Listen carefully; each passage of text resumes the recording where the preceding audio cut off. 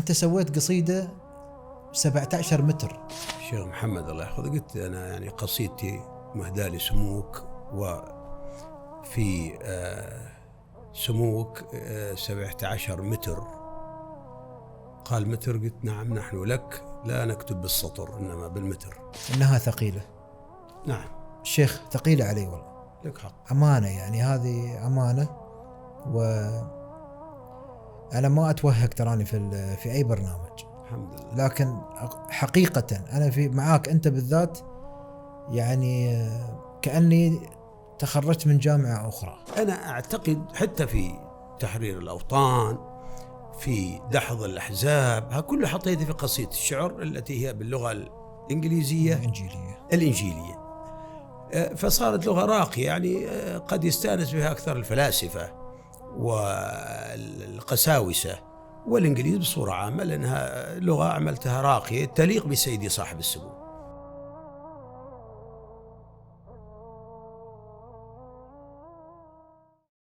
حياكم الله متابعين الكرام، واليوم طبعا حلقتنا راح تكون استثنائية من بودكاست إنسان، مع ضيفنا طبعا فضيلة المستشار أو الدكاترة لكثرة شهادات الدكتوراه هاشم بن حامد المنصوري.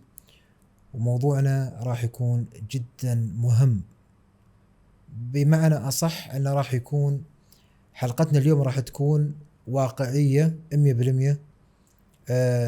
ضيفنا مر في هذه المواقف من مناظرات ودفاع عن دينه وعن أرضه وعن قيادتنا الرشيدة من خلال مناظرات، وأيضا إصدارات مؤلفات وما شابه ذلك.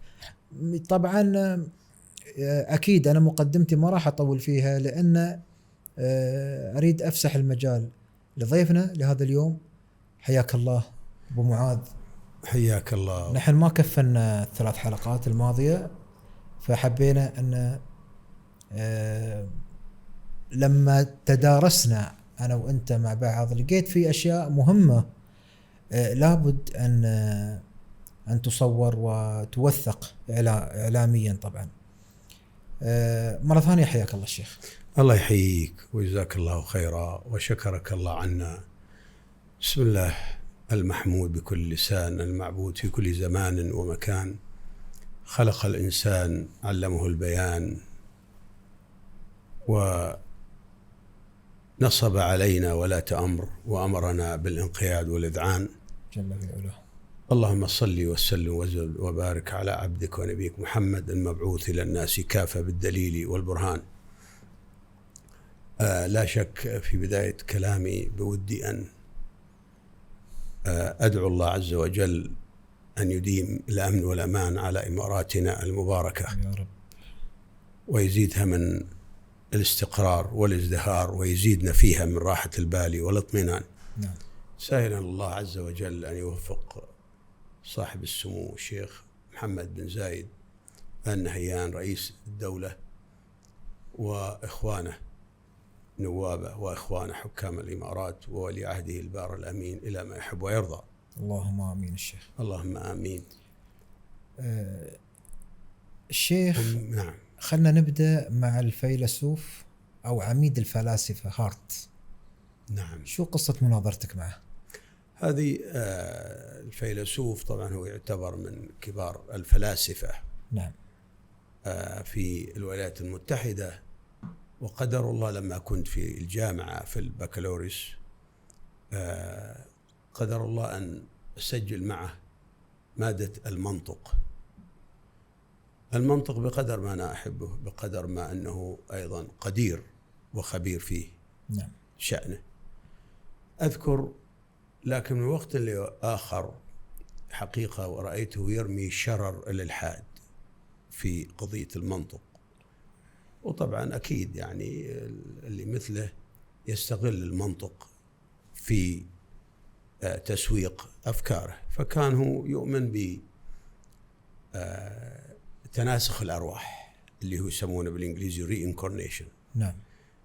لكن طبعا يعني اللي مثله أو الذي هو غير عنا لا يعني يحاور معه بقدر ما أنا أحاول أنه أحاور معه نعم عما يعتقده، وأحاور معه عن شرره كان يرميها ضد الأديان. نعم. خلاص يعني القول عفوا ضد الأديان. نعم. وليس دين الإسلام فقط. لا، ضد الأديان بصورة عامة. نعم. ولكني كنت معترض على يعني عليه تجاه يعني اعتراض على أي دين وعلى سائر الأديان، طالما نحن نؤمن بالكتاب والسنة، نؤمن بالأنبياء من قبل نبينا صلى الله عليه وسلم، وأمرنا أن ندافع عنهم جميعا. نعم.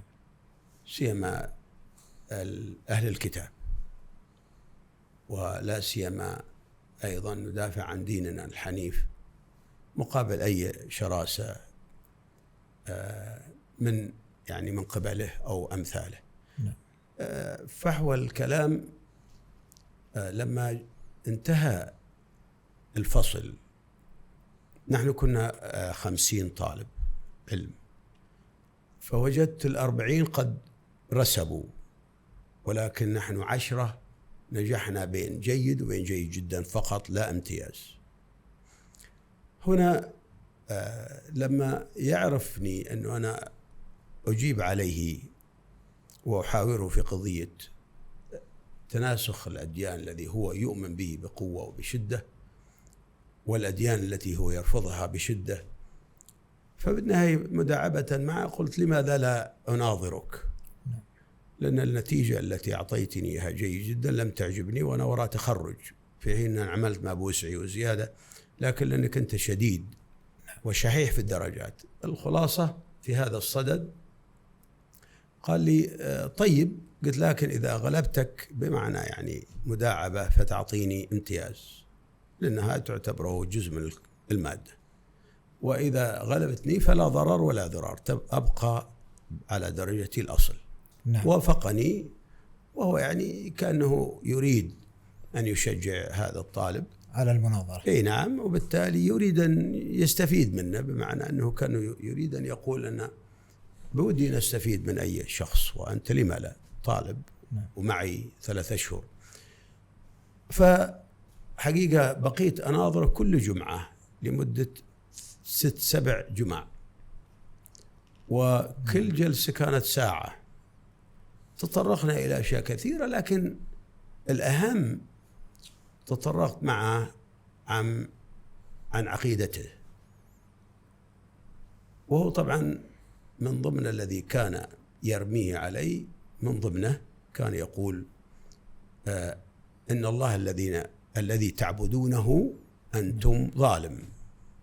أعوذ بالله. تعالى الله. نعم. قلت لماذا؟ قال لأن يدخل من لم يطيعه النار، ولا يدخل الجنة إلا من يطيعه.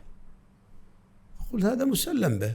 قال لكن يعني رب كريم كبير، لماذا لا يعفو عن الجميع يدخل من الجنة؟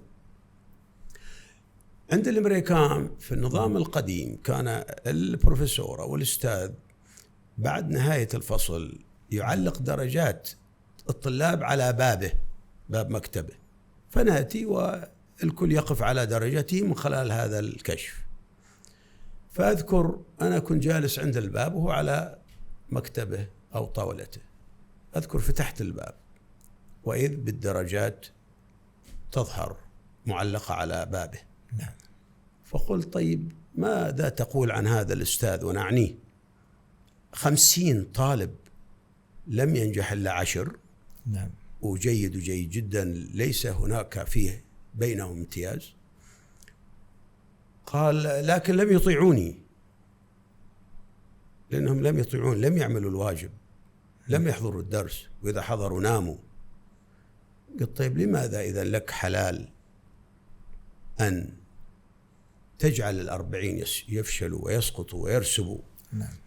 لأنهم لم يطيعوك، لكن كثير على الله أن يدخل النار يعاقبه من لم يطيع. ترى رسوبك لهؤلاء الناس لما رسبتهم ترى حالها حال النار، كأنك أنت حقيقة عاقبتهم بالنار، أن يعني الأهل مستائين والولد متخيب ربما لن يأكل ولن يشرب ولن يعني يرتاح في حياته على الأقل لفترة بسبب هذا السقوط. طب لماذا لم تكن أنت الرؤوف وتجعلهم كلهم بامتياز وأنا معهم؟ لماذا فقط 10 نحن نجحنا؟ قال لكن يأتون بعضهم يغيبون، وبعضهم يأتون ينامون، وبعضهم لا يكترثون. قلت والله عز وجل من سيدخل النار؟ سيدخل النار من لا يكترث ويغيب عن العبادة والمساجد، ومن لم يطعه ولم يعبأ بالدين الذي أرسله أو أنزله والنبي الذي بعثه. إذن أنت ظالم أيضا. فبهت الذي كفر توقف. أحسنت. إيه. قلت له بعدين أنت تعتقد بالتناسخ الأرواح، هل تعتقد أن بعد موتك ستكون حياتك أفضل من الآن؟ قال نعم. قلت أنا أعرفك جيدا وهذا بيتك، أنت جالس في كوخ صغير. نعم. وأيضا أنت يعني زوجتك في عمرك، يعني هو 80 سنة، أيضا زوجتك في عمرك، ما قلت كم عمرها لكن زوجتك في عمرك. نعم. وأنا أرى سيارتك الفولكس واجن هذه اللي من زاوية على بعضها وقديمة. هذا إعلان الشيخ. أنت تسوي إعلان؟ إعلان نعم. لكن الحلقة الماضية روز رايز واليوم بالضبط ستأتي. الآن اللي صار قلت له طيب ما رأيك لو حصلت، قلت له في الآخرة شو راح يكون مصيرك؟ نعم. قال يعني سيتبدل البيت إلى قصر والسيارة إلى ربما مثل روز رايز هكذا. نعم. وزوجتي شابة قلت طيب حياة طيبة هاي. طيب خليني أسألك سؤال. لو أنا أتيت لك بعقد من دولة الإمارات المباركة دولتي، و10 أضعاف مرتبك، والطب مجانا، والقصر طابقين أو 3. نعم. وبالتالي حياة طيبة، وبدل العمل هنا تقوم هناك بالعمل المثيل لا زيادة، ما رأيك في هذا العقد؟ قال اذهب. طبعا. قلت طيب أنت الآن تقول الآخرة لك أطيب من حياتك. طيب هل الأشياء التي راح تحصل عليها في الآخرة أفضل من العقد في دبي والمميزات؟ قال طبعا. قلت طيب إذا الآن في دبي في الإمارات، قلت لما لا أذهب في دبي أو أبو ظبي. نعم. المهم أن أشتغل في الإمارات بهذا العقد من الآن هكذا. نعم. رحب. قلت طيب إذا الآخرة أفضل من عرضي عليك من الإمارات. صحيح. طب ماذا تنتظر؟ لماذا لا تذهب إلى الآخرة من الآن ما دام مميزات طيبة وحياة أفضل وأطيب؟ لماذا تنتظر؟ لا أدري، يعني وجدت أن إجابته يمكن نحن نسميها بايخة جدا، لأنه قال لكن عندي بنتي أربيها ومهتم بها، صبية وما كملت وما بلغت. قلت طيب يعني هل هذا حياة أفضل من الدنيا مقتصر عليك وعلى زوجتك ولا على الجميع؟ قال على الجميع. قلت طيب بنتك يعني تفوز بهذا الحياة الأفضل في الآخرة؟ قال نعم. قلت لماذا لا تأخذها معك؟ هذا مرة أخرى بهت الذي كفر. في النهاية هنا لخص، قلت له اسمع، هل في عقيدتك نعم حساب على الحلال وعقاب على الحرام؟ قال لا، نحن الكل يحصل المميزات الطيبة. يعني قلت الكل في الجنة. نعم. على رأيك ما في نار؟ قال نعم. قلت طيب هذا رأي هارت. نعم هارت هو الذي أن الكل في الجنة. الكل في الجنة. أوكي. ما عندنا نار. بعدين كل اللي يموت، وحتى أنا أدعوك أنت لو تصير مثلنا تموت حياة طيبة. أنت حين أشوفك يعني أيضا متغرب ويعني تدرس وتعمل على أساس تذهب تشتغل. لا، هو حياة طيبة في الآخرة، بس لو أمنت بتناسخ الأرواح. وبالتالي قلت له طيب، لكن ما دام في عقيدتك ليس هناك نار، إنما كل جنة وحياة طيبة، إذن أنت الأفضل تعال معي اتبعني. إن وجدنا دينك الصح في الحالة نجوت، وبالتالي ترى أنت اعتقدت هذا الاعتقاد ومت على اعتقادك. لكن إن وجدنا وجد دين الإسلام هو الصح، طبعا بعد ما شرحت له الإسلام بالحسنى. نعم. إذن في هذه الحالة أنت ووجد دينك عقيدتك ليست بصحيحة وديني الصحيح، إذا أنت نجوت من نار الإسلام، لأن في الإسلام نار وجنة وليس مجرد جنة. نعم. فطبعا بهيت الذي كفر مرة أخرى، بالتالي بالمسح قال إذا اذهب ولك امتياز. خلاص يعني أعتقد هذا انتهينا في المناظرة، وهي مناظرتنا الأخيرة، فاذهب سأبعث لك الامتياز لأن حاججتني. هكذا كان. ولكن خرج هذا استأذنت منه أن أكتب المناظرة في أحد كتبي. نعم. التي طبعت في أمريكا، فوافق وطبع هذا الكلام في الكتاب. ماذا اسميت الكتاب؟ البحث عن الحقيقة الصافية. نعم. نعم. مدام أننا نتكلم عن المؤلفات، في كتاب بيتزا هات. نعم. شو موضوع الكتاب وليش سميته بيتزا هات؟ هذا إعلان الثالث ترى. نعم. بيتزا هات هذا كتاب حقيقة له تاريخ وله قصته أن في حرب الخليج لتحرير الكويت بتدخل دولتنا المباركة التي حقيقة دائما صائبة، وفازت والله في ذلك مع الدول الأخرى. هنا دعيت إلى إلقاء بعض المحاضرات عن عادات وتقاليد دولة الإمارات العربية المتحدة حرسها الله. فأتكلم عن أكثر شيء عادات الإمارات وتقاليد الإمارات وسماحة الإمارات بهالمعنى ورفاهية الإمارات وسياسة الشيخ زايد تجاه شعبه، الله يرحمه. آمين رحمه الله، وتجاه أمته. فقام شخص وقال يعني والدين، قلت نحن ندين بالإسلام. قال لكن الإسلام أي دين تدينوا؟ قلت عندنا دين واحد الإسلام. نعم. لكن أنتم عندكم وعندنا قرآن واحد وعندنا قبلة واحدة، رسول واحد على فكرة، رئيس دولة واحد، الحمد لله كلها يعني موحدة، ما عندنا أكثر من هذا. قال لا، أنتم عندكم 4 كتب. أين هذا الكتب ال4؟ قال عندكم المالكية والحنفية والشافعية والحنبلية. هذه مذاهب. هذا هو الحين الآن في رأي هكذا. في رأيه هو. أي.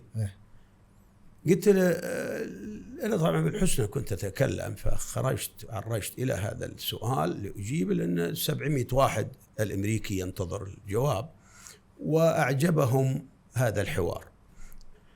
قلت لا، لكني لا سوف أوضح لك، لن أجيب بس أوضح لك الإجابة. قلت له طيب أنا أدري أنتم الأمريكان تحبون البيتزا.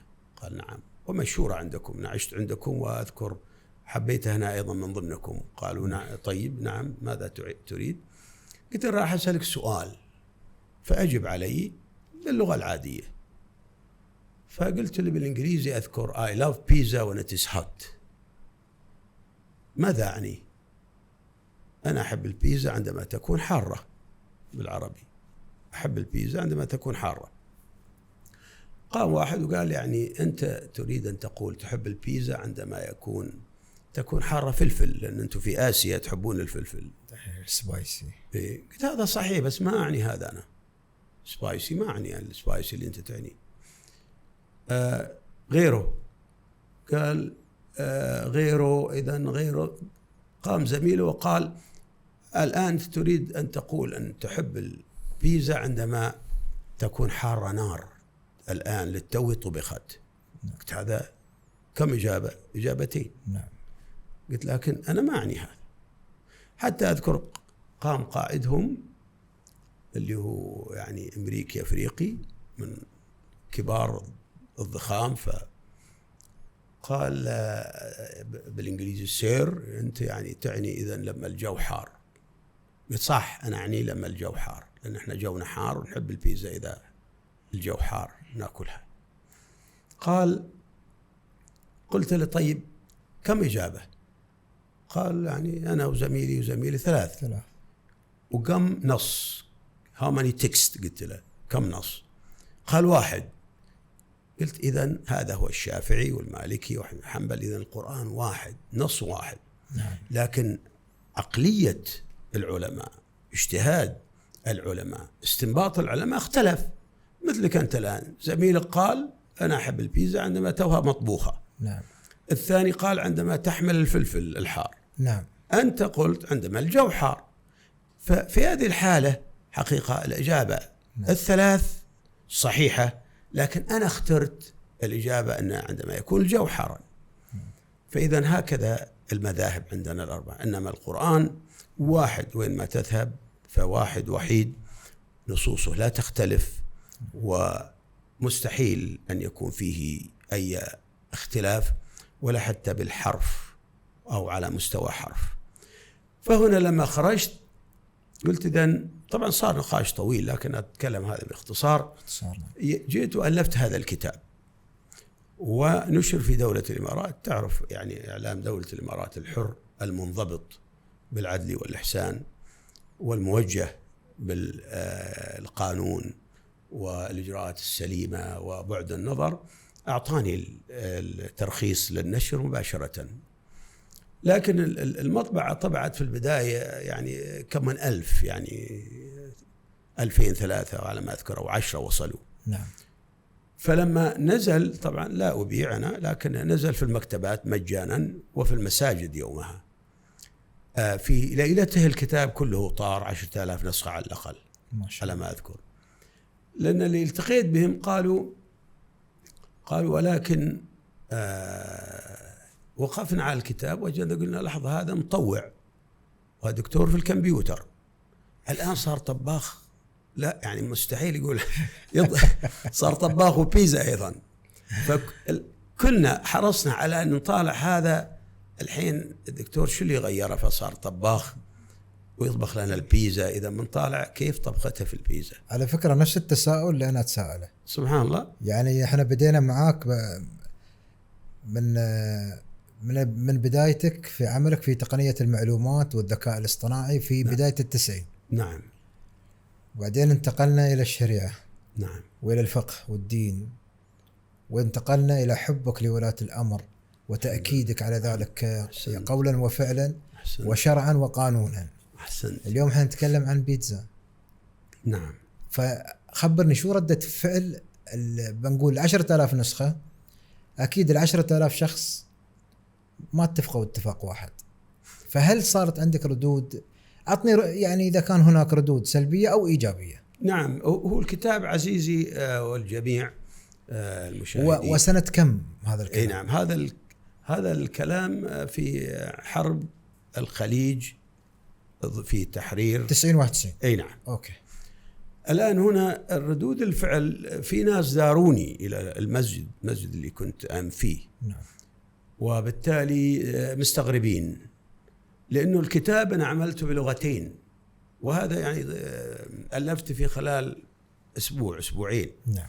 وخرجت إلى حيز الوجود، ولكن سميته بالعربي البرياني. نفس الكتاب. نفس الكتاب، جانبين، يمين عربي والشمال إنجليزي. فهنا أيضا ازدادوا الناس حب الاستطلاع والسؤال. طب يعني يمين بيزا ويمين برياني والشمال بيزا، يعني أنت صرت طباخ أيضا بالبرياني والبيزا. منال العالم. أي نعم. الطباخة الشهيرة. نعم. زين. وهذا متخصص لا ندري كيف جبت هذه الطبخات. نعم. لكن لما قرأنا وجدنا أنه لا، هذه عبارة عن نقاش. نفس النقاش ناقشت مع آخرين. نقدر نقول تشبيه يعني بليغ. اي نعم، إن شاء الله هو تشبيه بليغ، وهو يعني مثل ما تقول نوع من الاستعارة. نعم. لكن اعترضوا علي، كانوا قالوا لماذا كتابين في كتاب؟ قلت لأن الوقت ما يسمح، والمطبعة أيضا تريد تستفيد، وفي النهاية أكيد السعر إذا كتابين أغلى ويأخذ وقت في الطباعة أكثر. نعم. إضافة أنه أنا أبغي تعطي البرياني لمن يأكله في هذا الكتاب، وشجعت لمن يحب البيتزا أيضا بالإنجليزي. نعم. هذا اللي صار. بروفيسور، نحتاج إلى راحة، بنشوف الشباب إذا مجهزين لنا بيتزا أو برياني، وبنعود إن شاء الله. إن شاء الله. استراحة قصيرة أحبة الكرام وبنرد لكم إن شاء الله.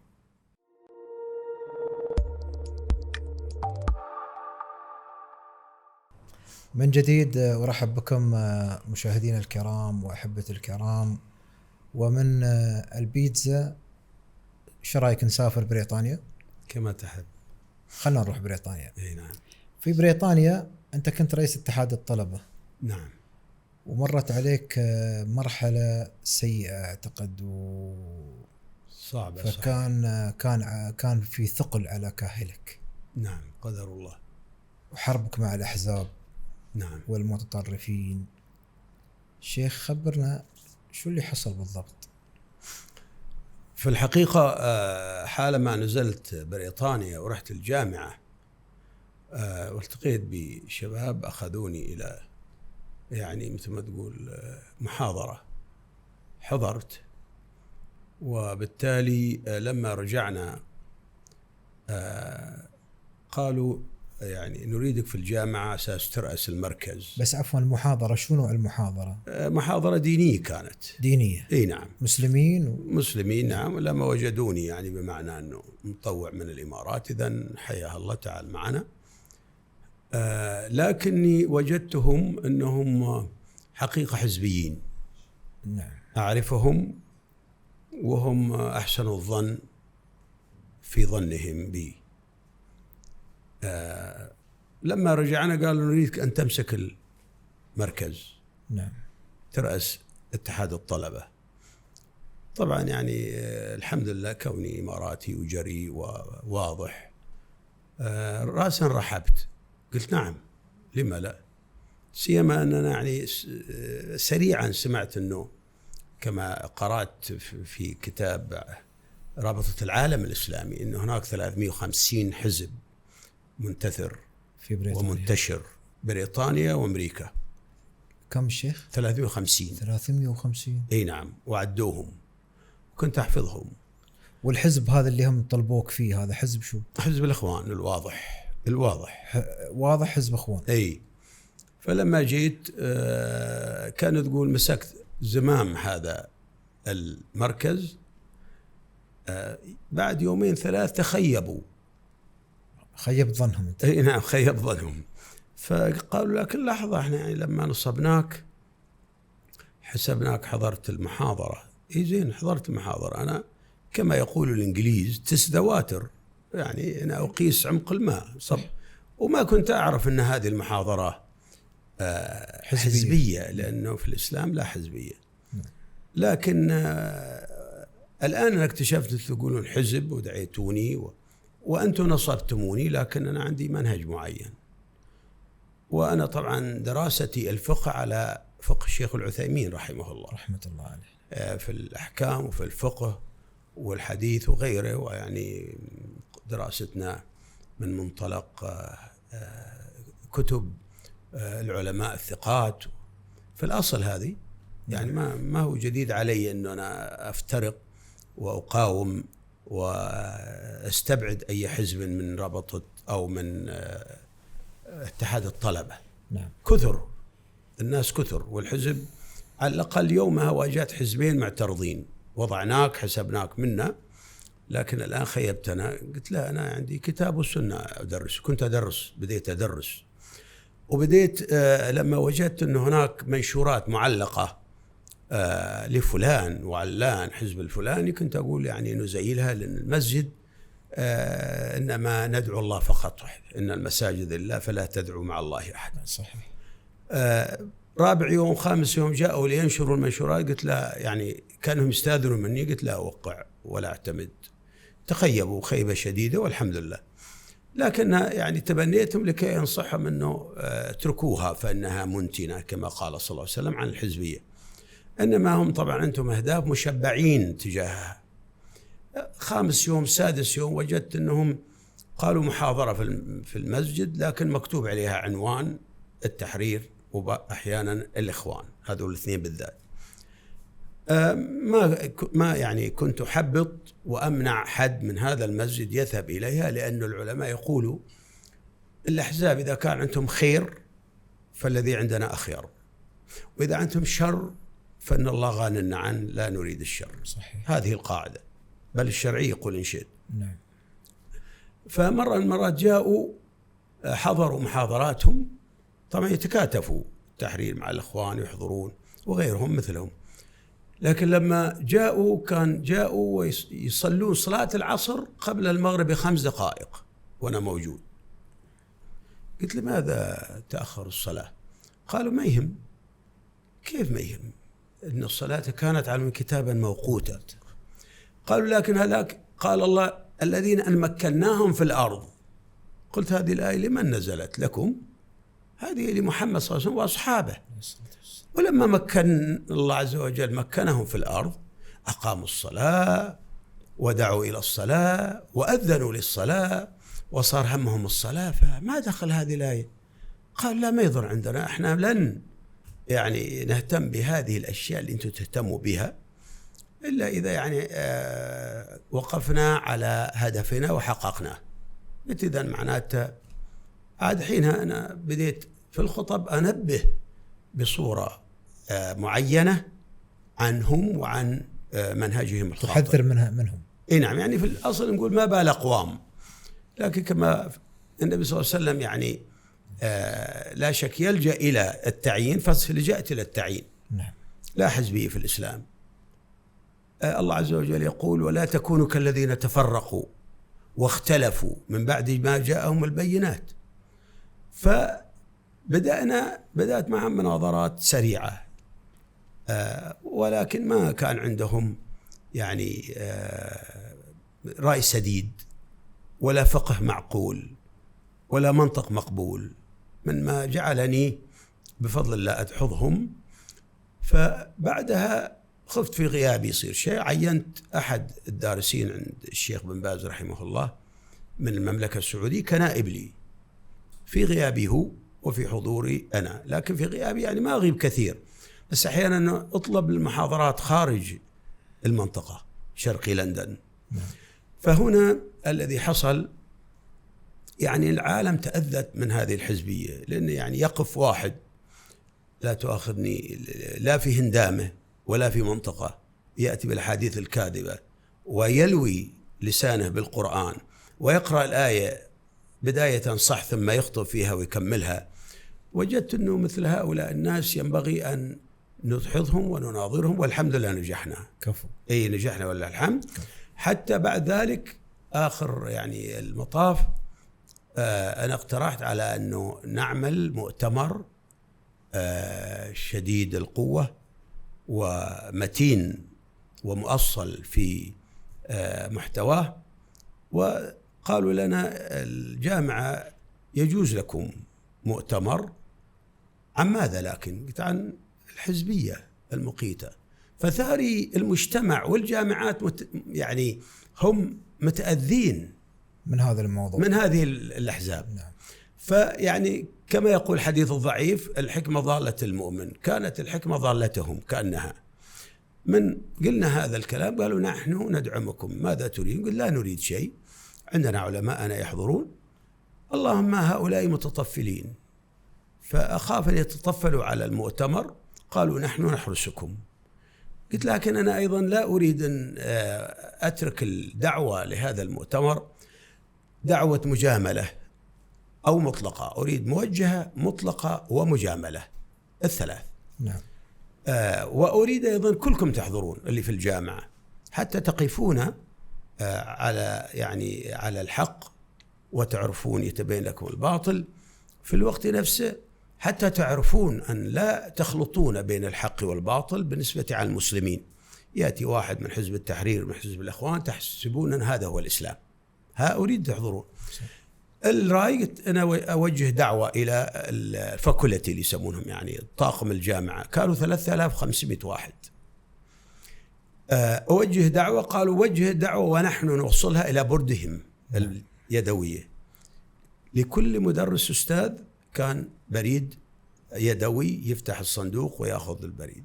فقالوا نطبع لكم احنا الدعوة، يعني لأن نحن نريد طابعة سريعة مطبعة سريعة قبل لا ننهي دراستنا أنا وأحد طلبة بن باز الشيخ بن باز رحمه الله وغيرهم. ففي النهاية طبعنا 3500 نسخة، دعوة مريحة بنفسي أنا صختها بالإنجليزي، وبالتالي نقول للناس يعني الباطل يزهق أمام الحق ونحن على حق، الحق الذي يجب أن يتبع. أنا إماراتي، وهذا سعودي، وهذا أذكر يمني، وهذا كويتي، وهذا يعني جنسيات من الخليج العربي. فعلا وجدناهم أن لكل مدرس أوصلوا دعوتنا لكل أستاذ في تلك الجامعة 3500. لم نكتفي، قلت لا، أنا ودي المجتمع اللي متعاطف واللي متأذي في آن واحد، متعاطف معنا متأذي مع غيرنا أو من غيرنا أيضا يعلم فيحضر. فعملنا مشروع 1,000,000 دعوة، ورقة صغيرة جدا يعني أخذناها من النظام الأمريكي، يعني تقرأها نص دقيقة وتفهم مغزاها، هكذا عملناها. ولا شك أنه حينها علماءنا يعني في الخليج العربي تعاونوا معنا، أعانونا على طباعة 1,000,000 ورقة وملونة. يعني بدأنا على أنه إبراهيم من كان، ونبي الله إبراهيم ونبي الله موسى ونوح قبله، وحتى وصلنا لعيسى، آيات قرآنية يعني عيسى نبي ونحترمه وما نقدر إلا نعترف به كنبي ورسول وموقر. فجبنا هذه الآيات يعني حوالي 5 آيات مبهرة ملهمة، وبالتالي وضعناها في تلك الدعوة، رسلناها ووضعناها المشروع على أن عملنا خارطة الطريق لهذا المشروع. وقسمنا لندن بالذات على أنه في النهاية كل طالب يأخذ شارع، ووضعنا كل ورقة دعوة في تدري فتحات الأبواب عندهم، منها تدخل الورقة أو الأوراق أي ورقة ثانية. وطبعا عندهم يسمونه garbage mail، يعني دعايات وإعلانات مو يهتموا بها، بس احنا ميزناها على أنه لا يعتبرونها garbage mail فيرمونها يقرأوها. فوجدنا سبحان الله الكل متعاطف. جتنا ردود لأنهم حاطين عنواننا، منهم من قال لا نحن يعني فيكم الخير بمعنى تقومون عنا، منهم من يقول يعني أنتم تفون بالموضوع، منهم من يقول لا احنا يعني مع ديننا صح وما أصلا ننتبه لهذه الحساب، منهم من يقول ترى احنا متأذين من هذه يعني ردود طيبة. ولكن وجبنا عاد علماء أجلاء من مصر على ما أذكر، أغلبهم من مصر، وفي النهاية بعضهم العلماء الثقات الذين يعني تمت تزكيتهم من علماء الخليج العربي، دعيناهم أيضا ليلقوا المحاضرات المناسب. لكن أدخلنا عن الإسلام وماذا يقول عن المرأة، عن الإسلام وماذا يقول عن عيسى بن مريم وموسى أنبياء الله، وماذا محمد صلى الله عليه وسلم إنما هو نبي بشر أوحي إليه. هذا كلها يعني جعلنا هذا المضمون مرن ليستوعبه القاصي والداني، الحاضر المثقف وإلى آخره. لكن جعلناه يومين المؤتمر وعلى الخفيف، ومراعاة للأساتذة أن لا نأخذ من أوقات طلبة علمهم. نظمنا بطريقة لأن الجامعة تخضع إلى الملكة، وبالتالي أمر من الملكة سبحان الله على مستوى رسمي أن يوضع لهذا المؤتمر حراس أمنيين رسميين لا مساس.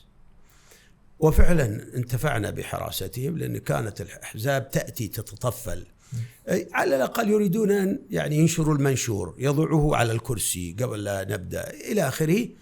لكنهم سبحان الله خابوا وخسروا، وكان المؤتمر، وبالتالي يعني حصل خير كثير في توعية الناس على أن لا هؤلاء الحزبيين التحريريين يريدون الخلافة على حق، لأنهم لا يمثلوا أصلا يعني تقدر تقول السلطة لها حق أن تقول بهذا.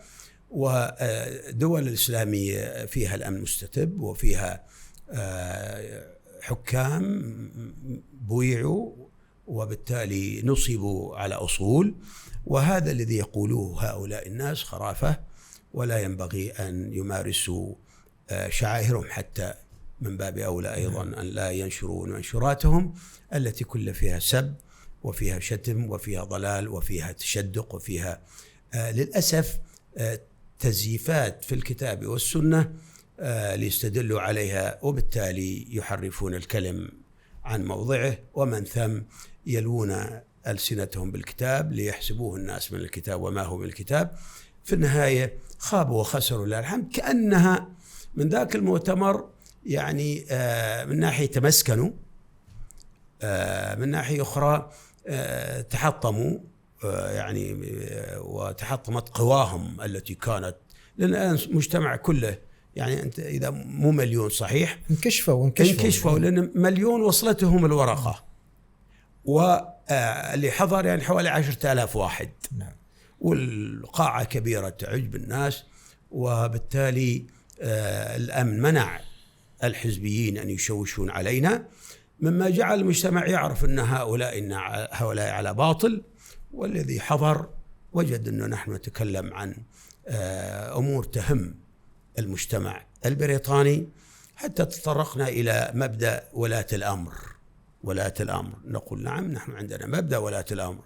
أما في بلداننا نحن يعني لنا شان مع ولاة الأمر، أما معكم هنا فنعم هناك ولي الأمر، أنتم من أولياء الأمور الذي ينبغي أن نطيع قوانينكم وإجراءاتكم، لأن ولاة الأمر مبدأ ولي الأمر هو مبدأ وليس مجرد نظرية ويعني تنتهي في بلدها، إنما مبدأ يعمم للمسلم أينما يذهب. مبدأه طاعة ولاة الأمر، إشارات المرور، قانون البلدية، قانون الإيجار، عقد الإيجار، قانون السير، قانون القيادة، كله ينبغي. فلولا هذا لصارت فوضى الإسلام يحضنا كمبدأ على مبدأ ولاة الأمر، لكن يختلف عن أمور ولاة أمورنا في بلداننا، هذا له شأن خاص. الحمد لله. الحمد لله. الشيخ باختصار في دقيقة، أخوان الشياطين من هم؟ أنا ما صعب أن أقول أخوان مسلمين. والله أخوان الشياطين حقيقة منهم من غرر بهم حيث أخذتهم العزة بالإثم. أنا أكلمك عن أساسهم. أي نعم، أساسهم أخذتهم هم خلاص هم يعني العالم كله يعرف منهم وشو أهدافهم، تخريب، فساد، تدمير. أنا أكاد أجزم بأنهم وصلوا إلى مراحل متقدمة من الفساد. نعم. ولكن أنا أتكلم عن الأساس، من هم في دقيقة؟ الأساس من أخذته العزة بالإثم مقابل الاستعمار. ويقول العرب أوردها سعد وسعد مشتمل، ما هكذا تورد يا سعد الإبل. إي نعم، نواجه الاستعمار في زمنهم، واجهوا الاستعمار، لكن ليس بالمقابل نأتي ونستقطع من الدين ونأخذ جزء منه على أنه نهتم بالبلد ومكتسبات البلد وبنهتم بالإسلام، لكن على هوانا. يقول الله عز وجل: أرأيت من اتخذ إلهه هواه أفأنت تكون عليه وكيلا أم تحسب أن أكثرهم يسمعون ويعقلون. نسأل الله السلامة. المولى تكلم عن يعني من يزيغ من الطوائف من الأحزاب، قال: أم تحسب أن أكثرهم يسمعون ويعقلون إنهم إلا كالأنعام بل هم أضلوا سبيلا. لماذا؟ لأنه الإسلام النبي صلى الله عليه وسلم خط خطوط وقال هذه خطوط وهي سبل الشياطين وهي الحزبية، قل الطائفية، الفئوية، هذه، وقال هذا الطريق السليم. الطريق السليم قال صلى الله عليه وسلم عنه: تركتكم على مثل البيضاء ليلها كنهارها لا يزيغ عنها إلا هالك. نعم. إذن وقال من حيث الحرام والحلال بين، والحرام بين وبينها مشتبهات لا يعرفها كثير من الناس. إذن اسألوا أهل الذكر إن كنتم لا تعلمون. غرر بهم، فلما أرادوا أن يعني يدحضوا الاستعمار وقعوا هم حقيقة في الاستعمار، حيث استعمروا أنفسهم، استحوذ عليهم الشيطان في ضلالاتهم، حيث شذوا عن الجماعة وشذوا عن الدين. والنبي صلى الله عليه وسلم قال: تسموا بالذي سماكم الله المسلمون يا عباد الله، المسلمون يا عباد الله. وقال يعني في النهاية المولى عز وجل لا شرقية ولا غربية، إذن هذا المولى عز وجل قال. وفي الوقت نفسه قال صلى الله عليه وسلم اتركوها الحزبية. وحتى الأسماء، تصور اسم الله عز وجل عطاه المهاجرين والأنصار، لكن لما الصحابة في طريقهم وعلى رأسهم النبي صلى الله عليه وسلم في إحدى المعارك أرسلوا شباب، واحد من الأنصار وواحد من المهاجرين، أن يدلون بدلوهم ليأتون بالماء. تناقشوا شباب، فذهب الأنصار يقول يا للأنصار، ذهب المهاجر يقول يا للمهاجرين، ينادي للفزعة. النبي صلى الله عليه وسلم سمع. الآن أنا ما يقول يا للإخوان ويا للتحرير، يا للمهاجرين ويا للأنصار. اسم المهاجرين والأنصار من سماهم؟ المولى من فوق 7 سماوات، كما في سورة التوبة الآية 100 والسابقون الأول من المهاجرين والأنصار. مع ذلك لما سمع النبي صلى الله عليه وسلم هذا يهتف بالمهاجرين وهذا يهتف بالأنصار، ماذا قال؟ بين ظهرانيكم، أنا بين ظهرانيكم، وتدعون بدعوة الجاهلية. جاهلية صارت. لماذا استخدموا الاسمين الجليلين من 7 سماوات أنزله الله عز وجل على نبيه؟ لما استخدموه خطأ سماه جاهلية، درءا للفتنة. نعم، تدخل الرسول في الوقت المناسب بالضبط، درءا للفتنة. وقال تدعون بدعوى الجاهلية وأنا بين ظهرانيكم، دعوها فإنها منتنة. لهذا الحد صلى الله عليه وسلم قال إذن هنا لا ينبغي أن نأتي نستبدل العسل بالبصل. مهاجرين وأنصار قال دعوها إنها منتنة لأنها قيلت في غير وقتها وأيضا استخدمت في غير غرضها، فكيف بالحزبية لتدخن أو لتعكر صفو الإسلام الوسط؟ الأحزاب والجماعات المتطرفة والتيارات هذه. نعم. أبشرك أن نحن على رأسنا سيدي صاحب السمو رئيس الدولة الله يحفظه الشيخ محمد بن زايد وأخوانه وشعبهم. الشعب صار يعرف ويعي تماما من هي هذه الجماعات ومن هي هذه الشرذمة التي تقاوم، بل فكرت أن تقاوم، ولكن رب العالمين رد كيدهم في نحرهم. ونسأل الله أن يحفظ بلادنا وبلاد المسلمين من هذه الشرذمة المنتنة كما أمين. قلت. أمين. أمين. وعلى قولة أخواننا المصريين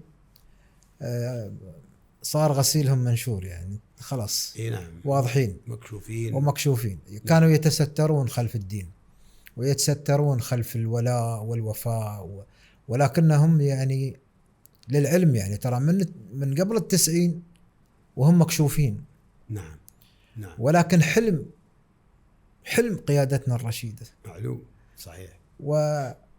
ويعني عفوهم الدائم اللي يتقدم غضبهم.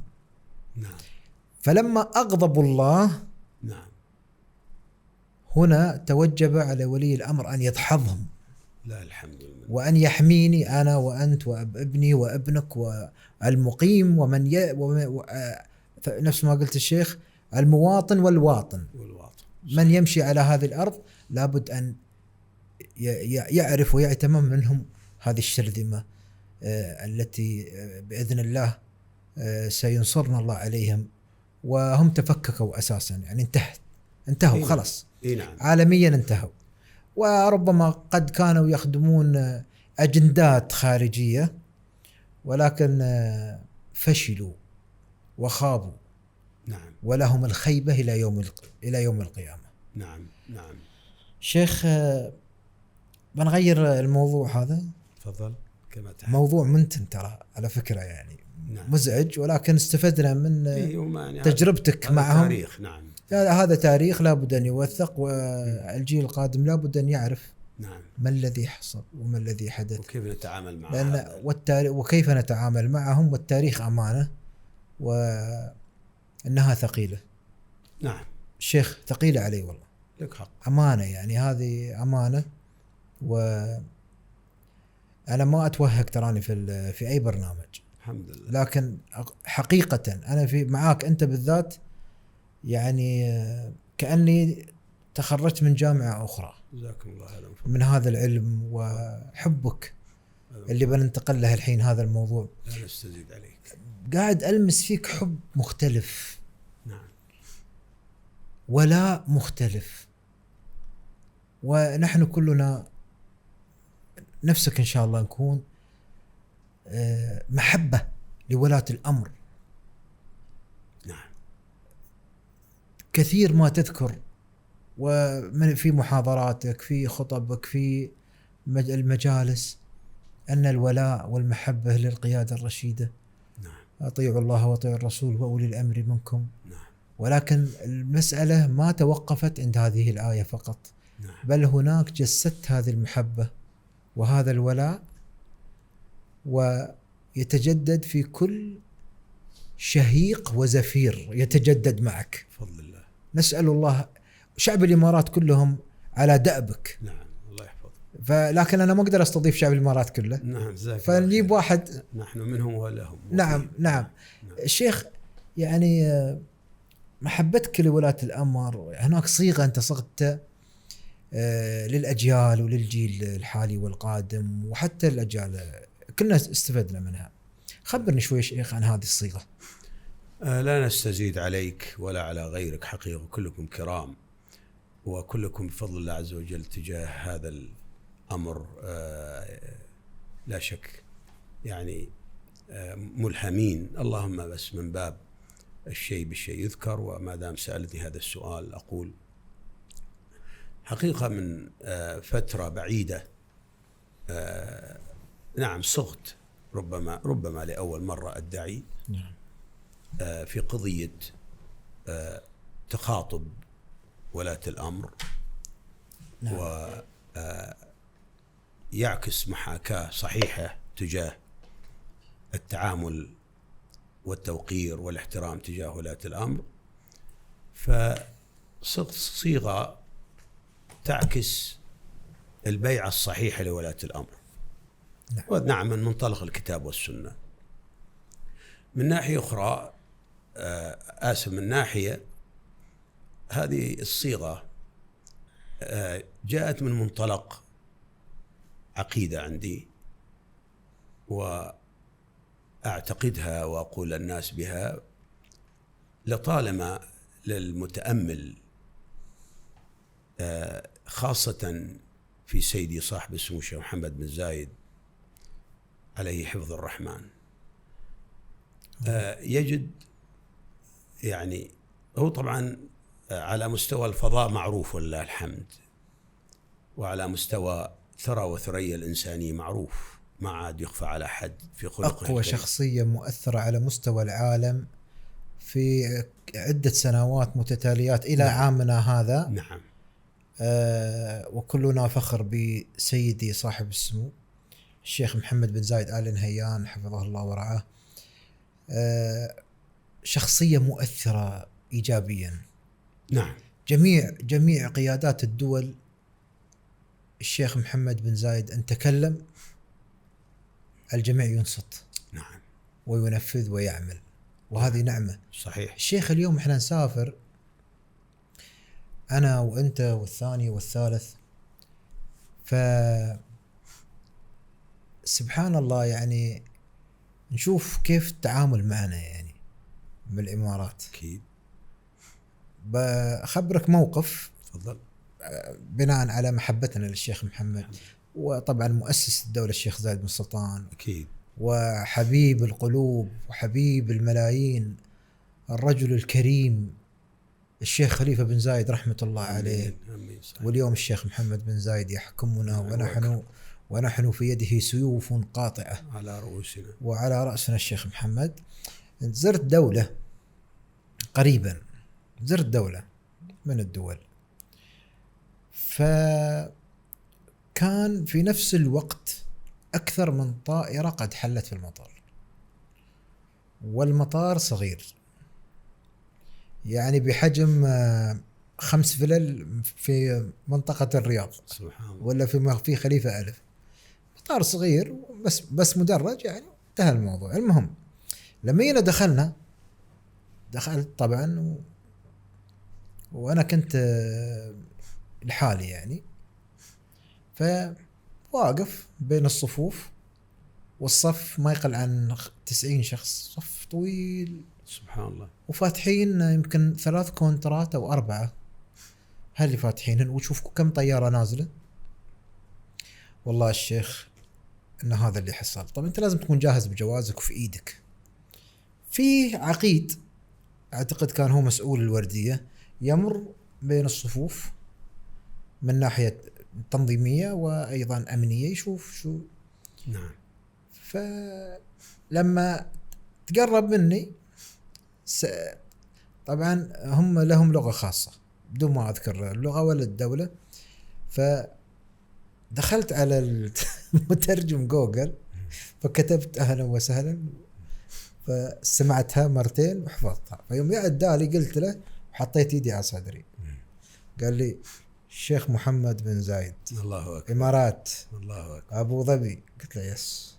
الله أكبر. سوالي جي والله العظيم أدالي التحية صدقك، وأنه قبضني قال لي تعال، ويدخلني طال عمرك في كونتر كونتر أعتقد كان هذا الكونتر مخصص للدبلوماسيين المهم إنه VIP يعني. الله أكبر. خذ الجواز وكذا، قال بس يعني بس بالإنجليزي، يقول لو تسمح يعني تشيل الغترة. أنا كنت لابس غترة وعقاب، تشيل بس الغترة وكذا عشان لازم هاي. قلت له حاضر. نعم. وأخذ الصورة وكذا وبصمتي وكل شيء. دخلت، الله أكبر. وصلني لين السيارة. طبعا قال حق راعي السيارة، قال له أنت مسؤول عنه لين ما يرجع، لين ما يسافر. الله أكبر. قلت له أنا يعني أهلي موجودين هني، جايين قبلي مسافرين وعائلتي يعني فكل الأمور مترتبة. قال لا هذا راح يكون معاك وما تدفع ولا أي شيء يعني. قلت له لا ما يصير. قال لي لا ما تدفع ولا شيء. وبالفعل ظل هذا السائق معي لحد ما كملت المدة ورجعنا. فهذا موقف من مواقف من كثير من الدول نسيرها اليوم. نحن دولة الإمارات المركز الأول تدخل أي دولة في العالم بدون فيزا. الله أكبر. الله يعني كلمة شكر، خلنا نستغل الوضع شوي. نعم. اللهم لك الحمد. ونشكر طبعا سيدي صاحب السمو الشيخ عبد الله بن زايد، أكيد الله، رجل الخارجية الأول أكيد. والدبلوماسي الموقر. نعم. يعني هذا ترى ما يب بالبساطة، لا، يب جهد شيخ، جهد. هذا يب جهد، يب تعب. نعم. في يوم من الأيام أنا يعني شفت الشيخ عبد الله بن زايد وقد أرهقه التعب، ولكنه متى استبشر ويفرح يشوف إنجازات تخدم هذا المجتمع الإماراتي. فشوف نحن يمكن يقول لك واحد والله أنتم كإماراتيين شهادتكم مجروحة في قيادتكم. أنا أقول له لا مش مجروحة، أنا قاعد أنفذ كلام رب العالمين. قال وأما بنعمة ربك فحدث. فالله أنعم علينا بقيادة حكيمة رشيدة محبة. نفس ما أنت ذكرت أن الشيخ محمد بن زايد هو شيخ المرحمة. نعم. وشيخ رحمة. وكل نعم. قيادتنا حقيقة يعني تشوف الاستقبالات يعني في دولة الإمارات في شهر رمضان المجالس مفتوحة، وسفرة الرحمن في كل شبر في دولة الإمارات. صحيح. وهذا الشيء طال عمرك يحتاج إلى حمد وشكر. أكيد. قال تعالى ولئن شكرتم لأزيدنكم. ولكن أنا أريد أطلب طلب من رب العالمين، والله يقول وعلى نياتكم ترزقون، وهو يعرف ما ننوي. وعسى الله أن يرزقنا هذا الرزق اللي يدعو الله فيه، أن يحفظ قيادتنا الرشيدة. آمين. ويديم علينا هذه النعمة. وأنت الشيخ مشكور على ما تقوم به من محبة ومن ولاء. أنا ما أشكرك لأن هذا أصلا متأصل فيك. جزاك الله خير. نعم. سامحني خذيت منك المايك شوي. لا أبدا، حفظك الله. لا، كلام ممتع، وهذه يعني أنا أنتفع أيضا بمواقفك الله يعزك وبما يعني حل لك، لأنه ذكرتني أيضا لما كنت في الولايات المتحدة الأمريكية. نعم. وكنت أيضا مسؤول المركز الإسلامي في المسيسيبي يومها. نعم. أيضا سئلت سؤال عن الحزبية أو الأحزاب الكثيرة، وأدليت بدلوي في الجريدة الرسمية في أمريكا. نعم.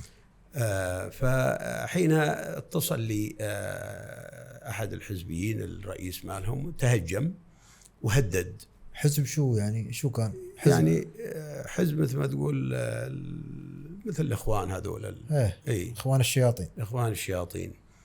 والله في النهاية أنا لما صار يهدد، نحن طبعا كأمة إماراتية ما نأخذ حقنا عشوائيا، إنما بالقانون. فذهبت أنا أذكر إلى أقرب مركز شرطة وأخبرته، قلت يعني أنتم دولة ديمقراطية، وأنا رجل قابلتموني بالجريدة وأدليت بدلوي عما أعتقده قلبا وقالبا على أن الحزبية ليس من الدين. صح. والإسلام بين في أحكامه وفقهه وأركانه إلى غير ذلك وباقي عناصره بالإجمال والتفصيل، ولكن هذا أصبح يتهجم علي. وأنا قلت له يعني أرجو أن لا تعمل هذا، لأنه هنا دولة مسؤولة. الخلاصة نعم، لما قالوا أنت من وين؟ الشرطة. قلت أنا من دولة الإمارات. طبعا مودي جوازي أنا ولا وين رايح، بس أبلغ من دولة الإمارات. عاد يومها الشيخ زايد، على رأيهم بلغتهم المكسرة زايد بن سلطان. قلت هذا هو الشيخ زايد بن سلطان. وسبحان الله قالوا طيب أولا ننقلك من شقتك. أنا والله تعجبت، لكن ترى في النهاية أنا استندت إلى جبل الشيخ زايد الله يرحمه دولة الإمارات. نغير لك الشقة ونجعل عليك حراسة سيارة وردية على الشقة الجديدة تحرسك دائما وابدا. وهذا تليفوني أنا قائد هذا المركز، وهذا نائبي. تليفون ما نعطي حد، لكن نعطيك. ودولة الإمارات نحن نعزها أيما معزة ونحترمها، وبالتالي هي التي حقيقة ترسخ العدل والحق وتجاه الجميع. صحيح. تجاه الجميع. وفي الوقت نفسه هذا على رأيهم هوت لاين، أي وقت تتواصل معنا لهذا الحد. لكن كنت لحسن الحظ يومها مخلص قريب لا أترك بعد ما خلصت الماجستير الثاني. نعم. في النهاية طبعا نودع، لكن في ال5 أيام نعم هم طمأنوني. لماذا؟ قالوا لأن الإمارات لها شأن خاص عندنا على مستوى الرسمي الفدرالي والمحلي. في الوقت نفسه نحن لا نمنع الحزب يتكلم، طبعا ديمقراطية لا نمنعهم يتكلموا، بس نقول لا تهددوا، اذهبوا إلى الجريدة. نعم. وليقابلوكم مثل ما قابلوك ويدلوا بدلوهم. تعال ناظرني إذا عندك مثلا حجة قوية. نعم. تعال ناظرني قدام الناس. ففي الحقيقة يعني قصدي وجدت عندهم العدل في هذا الصدد. نعم. أرجع إلى كلامي، كنت أقول يعني صاحب السمو الشيخ محمد بن زايد حفظه الله، أقول ليس كما يقال نار على علم، نور على علم. ولذلك اللي قلت صحيح، أنا صغت هذه الكلمة أيضا. سيدي صاحب السمو الشيخ محمد حقيقة زعيم الملحمة وزعيم المرحمة. في الجد زعيم الملحمة، إذا اشتد الحمى كما يقول العرب، وإذا اشتد الوطيس تراه زعيم الملحمة. صدقت. لكن في الرحمة وفي الكرم تراه زعيم المرحمة. أنا أشهد. هذه في لغة صحيح أنا أذكر صغتها زمان وجمعتها لسيدي صاحب السمو. الشيء الثاني من هذا المنطلق، أذكر أنا انطلقت على أني عرفت الشيخ عن كثب أو من كثب وعن قرب وتمكن، فقلت فيه في سموه إننا نراك وكأن سموك نزلت سهوا من سلة الخلفاء الراشدين. الله أكبر. الله أكبر. بسبب سياستك الحكيمة بالثلاث عناصر: سياستك الحكيمة وخلقك الكريم وتواضعك المبين. ثلاث فيه ليس في غيره. أنا أقول هذا الكلام وأجزم. وقلت أيضا من هذا المقتضى، هنا ألفت الصيغة الثانية، من هذا المقتضى ألفت للشباب حقيقة، للقادم. نعم. للجيل القادم لاتجاه سيدي صاحب السمو. وقلت ولذلك من هذا المقتضى نبايع سموه عقيدة ومحبة ندين الله بها حتى قيام الساعة. هذا تعبيري، ولكني أنا لا أعبر أي تعبير فيه لا قدر الله شذوذ شرعي ولا محظور شرعي ولا مخالفة شرعية، إنما لأني مطمئن اللغة تسعفني والشريعة كذلك، إن حملتها محمل شرعي صحيحة وإن حملتها محمل لغوي صحيحة. الخلاصة لا أطيل عليكم، نعم هي إن شاء الله يعني كأنها أصبحت مثلا، فصار الجيل وبعد الجيل يرويها بإذن الله. إذن هذه مبايعتنا لسيدي صاحب السمو. لماذا عقيدة؟ عقيدة لأن الله يقول كما تفضلت من ساعة الآية في سورة النساء: يا أيها الذين آمنوا، أن ده الذين آمنوا أرقى فئة في الإسلام، يا أيها الذين آمنوا، ولكن طبعا يا أيها الذين آمنوا تعني أسلموا أيضا، المسلمين. نعم المسلمين، نعم، ولكنها رتبة زيادة شوي. لكن هنا نعم، هنا المولى عز يوقرنا ويقول: ترى أنا أوقركم وأناديكم بالإيمان جل في علاه، كما قال ابن مسعود: إذا أرعها أذنك، خير تؤمر به أو شر تنهى عنه، إذا قال يا أيها الذين آمنوا. نعم. إذن يا أيها الذين آمنوا أطيعوا الله وأطيعوا الرسول وأولي الأمر منكم. إذن هذا معناته نحن عندما قلت في الصيغة نبايعه عقيدة. نعم. محبة من أين أتت؟ في صحيح مسلم المولى أرسلنا إلى صحيح مسلم عندما قال: وما آتاكم الرسول فخذوه. والما هنا نكرة تفيد العموم. ذهبنا إلى صحيح مسلم، صحيح مسلم يقول: خيار أئمتكم من تحبونهم ويحبونكم وتصلون عليهم، يعني تدعون لهم ويصلون عليكم. إذن هنا صيغتنا هذه صيغة المبايعة، نبايع سموه عقيدة ومحبة حتى قيام الساعة. طيب هنا إيجاب بس لها نفي. طيب أنت إذا تبايع صاحب السمو الشيخ محمد بن زايد عقيدة ومحبة، بالمقابل أتبرأ من شانئه ومن يعصيه. إذن هنا نأتي بالآية الثالثة، كلها مدمج في هذه الصيغة على ما أذكر في سورة الشورى. هنا يقول: أطيعوا الله وأطيعوا الرسول والأمر منكم. وأنا إذا قرأت هذه الآية أكرر يا أيها الذين آمنوا وأكرر أطيعوا. وأيضا الآية الثانية، إذا قرأت الآية هذه في إمامتي وأنا أم الناس، سبحان الله دائما أقرأ الآية الأخرى. ومؤخرا لما ولد زايد ولدي الأرقم أما الناس في مسجد ما، نعم، فأذكر سبحان الله قرأ هذه الآية في الركعة الأولى صلى فيهم العشاء، نعم، والركعة الثانية قرأ الذي أقرأها كما في سورة الشورى. في الأولى يا أيها الذين آمنوا أطيعوا الله وأطيعوا الرسول وأولي الأمر منكم، وفي الركعة الثانية ولا تطيعوا، وقف وكرر ولا تطيعوا. طبعا الناس تستمع: ماذا لا تطيعوا؟ ولا تطيعوا أمر المسرفين الذين يفسدون في الأرض نعم، ولا يصلحون. الله ألا وهذه الأحزاب. صدقت، هكذا كنت، والله أنك صدقت. هذه اللي صغتها. نعم، مفسدين هم، ترى شوف فعلا مفسدين. نعم، يعني ترى شوف هم ما عندهم هدف أو هم يخدم الأمة، لا بس يخدم مصلحتي، يخدمون مصلحة. هم يخدم هم مغيبين بل مغفلين. نعم، هم يعملون لمصلحة عدونا نعم، الرئيسي، عدونا الأول، نعم، عدو النجاح الأول. صحيح. من هو؟ إبليس. هم يخدمون إبليس. نعم. يك واحد أنا حزب الله، من استغفر الله، أنت حزب شو؟ حزب الله وين يبتهي؟ حزب الله أنت حزب الشيطان، تقتل وتسرف في القتل وتفسد في الأرض. وشو شو تقول؟ شو أرد عليها؟ هذا حتى أصلا النقاش معهم خسران. نعم، خسران. لأنه هو أصلا نحن نترفع. نعم، نحن اليوم نترفع عن هذه الشراذم، ينبغي، ونرتقي. نعم. هم يحاربون بجهل ونحن نحاربهم بفكر دقيق وصريح. من كما تفضلت الآيات اللي قريتها عليها الحين الشيخ واضحة وصريحة، حتى تفسير ما تحتاج جدا والله. فإن تنازعتم في شيء فردوه إلى الله والرسول. حلو، خلاص. احنا اليوم شفنا شيء يا أخي الرسول يقول صلوا خلف كل بر وفاجر. صحيح. صح؟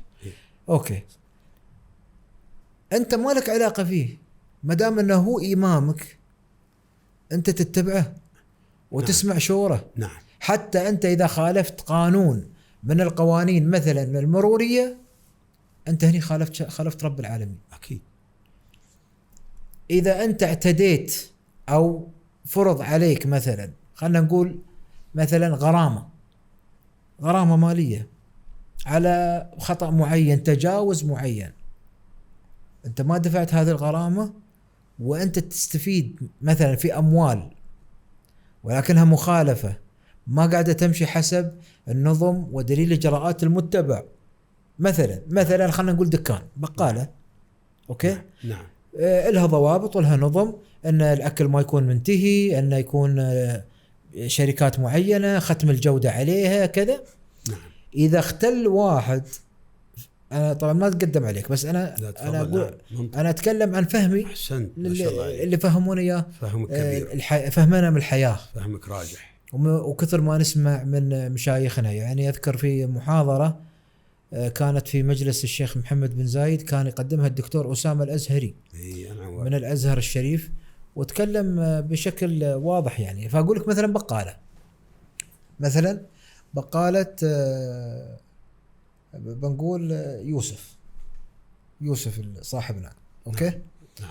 يوسف راح فتح بقالة ولكنه خالف مثلا أوقات العمل، ما عنده تصريح 24 ساعة. تمام؟ أحسنت.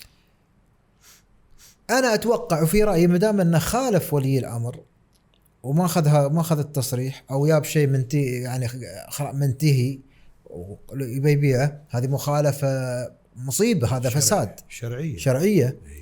هني هو خالف رب العالمين ترى. صحيح. وعليه عقوبة وعليه التوبة. أكيد. هذا اللي أنا عرفته. الشيء الثاني في حادثة جهيمان. نعم، صلى الله السلام. في حادثة جهيمان يعني نصحهم بن باز، نصحوهم بالحكمة والموعظة الحسنة. مجانين. نعم. ما عندهم عقل، ما في وتهور واللي قاموا به ما هو شيء بسيط الشيخ. نعم.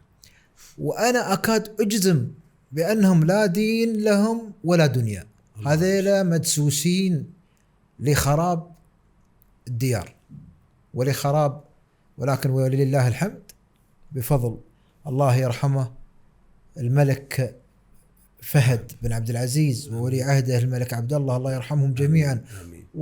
وأبناء آل سعود كلهم في هذيك الآونة. نعم، كلهم كرام. كانوا يعني على حذر، كانوا خايفين على الشعرة من شعر المسلمين. صحيح. حتى أراد الله أن يدحض الباطل ويظهر الحق وينتصرون ويعود الحرم كما كان. هذول مفسدين الشيخ، لذلك ومجرمين. عزيزي أحسنت. لذلك أنا يعني معلم عيالي إنه إذا يعني حد ترى أمامهم هؤلاء شذاذ آفاق الكون، أن يقرأ ويقول الحمد لله الذي عافانا الله ما ابتلاهم به وفضلنا على كثير من خلق تفضيلا حتى لا يصيبهم. هاي ناحية أخرى أنت ذكرتني يعني للي يقف على هؤلاء الناس، أنا أتكلم في تعاليمهم، ينطبق عليهم ما أصاغوه العلماء في هذا الصدد. قالوا يعني ينطبق عليهم ما يقال لقد كنت من جند ابن إبليس فارتقى بي الحال حتى صار إبليس من جندي. الله. يعني طفح الكيل معهم، شذوا في زيغهم نتكلم وفي ضلالاتهم. نعم. وأيضا في مواقفهم وفي عدائهم، وللأسف الشديد في تشويه سمعة الإسلام. لذلك أقول نعم، لسان حالهم يقول لقد كنت من جند ابن إبليس فارتقى به الحال حتى صار إبليس من جندي. الأبو بنفسه صار جند. شيخ في حقبة ليست بالبعيدة خيل لهم اللي هم اخوان الشياطين، خيل لهم بانهم حكموا، وسبحان الله كأنها رسالة من رب العالمين يريد أن يقول للمجتمع العربي والإسلامي بل الأمة كلها بل العالم أجمع، هذا نهجهم وهذا فشلهم وهذه عقيدتهم، الفساد والقتل وأهمهم السلطة وليس الدين. ذكرتني أحسنت لما كنا نواجه التحريريين رئيسهم المؤسس لحزبهم كتب في دستورهم: لكم 20 سنة إن لم تحققوا الخلافة الغوا الحزب. هذا شو اسمه البنا؟ لا التحرير من والله أذكر نبهاني شيء نسيت اسمه والله، بس منهم يعني من الأخوان. رئيس الحزب التحرير هذا الثاني، يعني على شاكلته اي نعم، بس حزب ثاني هذا. اي حزب ثاني. التحرير طبعا هو في بريطانيا هو اللي عامل عمايل، يكتب على الجدران ويعني يقف مع المرأة وإلى سنها بالخلافة. وحتى أذكر أنا في أحد المؤتمرات حضرت قام واحد يعني لابس الجنز ذاك الجنز المرقع والمقطع قلنا الآن شو بيدي يقولها؟ يعني احنا كان المؤتمر مؤتمر إسلامي يعني على ما أذكر للمملكة لها ضلع فيه، لكن هذا يعني بمعنى استغل الفرصة. عفوا بس شو دخل المملكة في الموضوع؟ مؤتمر تدعم المؤتمر اللي هو عن الإسلام في بريطانيا، وهذول ظاهرهم إسلاميين. هذول ظاهرهم إسلاميين لكنهم ليس فقط هذا، يا ليت هذا، لكنما يعني كانوا يستغلون الفرصة، يختطفوا الفرصة أو الميكروفون فيأخذون ويتكلموا فجأة. نحن في ما دأبهم، هدفهم شو؟ هدفهم إنه يا جماعة خلافة، ترى يعني بمعنى أنتم اللي سمعتوه من هذا المؤتمر يعني أسسته وعقدته مثلا دول الخليج بهالمعنى، هذا كلام انسوه، ترى الصح أن يا جماعة نريد خلافة. طيب أنا قلت لحظة شوي، أنت طلعت هكذا في الصورة، نعم، وين منو اللي بخلافة؟ نحن نطالب خلافة. قلت طيب الخلافة اللي يطالبها يلبس جنز مقطع ومرقع ويأتي يعني الموضة يمكن يعني شر البلية ما يضحك أنه يعني كن قدوة معذرة، كن قدوة. نعم شيخ، لكي تطلب هذا. احنا من الجنز المقطع هذا والمرقع خلنا نروح استراحة ونعود إن شاء الله. إذا إلى استراحة قصيرة ونعود إن شاء الله.